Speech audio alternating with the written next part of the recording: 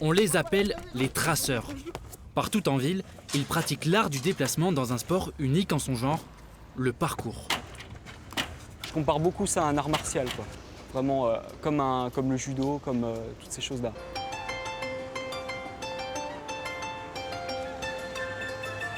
Ça t'enseigne une philosophie derrière. C'est plein de respect, c'est plein d'humilité.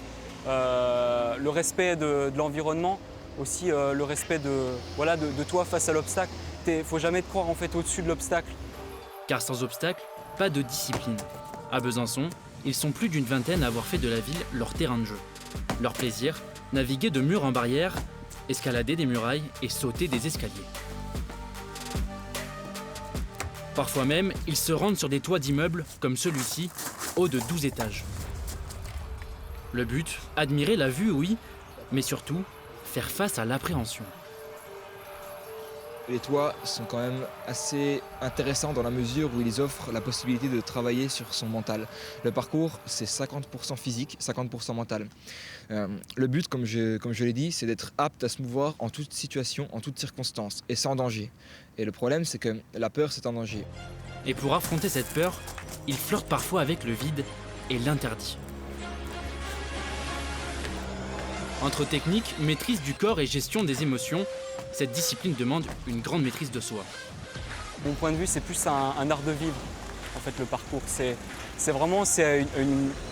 un peu une méthode de pensée que nous, on utilise et qui peuvent nous aider dans ce sport et même dans la vie quotidienne.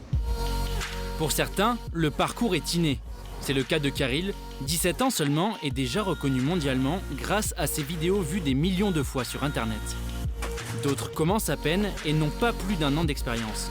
Mais ici, pas de prof, chacun transmet ce qu'il sait faire de mieux. Il faut vraiment que tu viennes t'axer sur le bras qui va te faire tourner.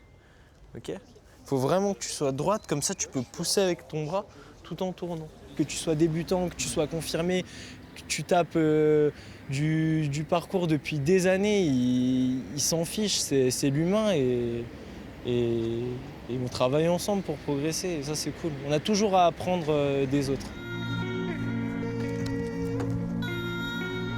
Toujours ensemble pour pratiquer ce sport de solitaire, les traceurs bisontins se retrouvent tous les vendredis soirs pour courir plus vite, sauter plus loin et bondir toujours plus haut.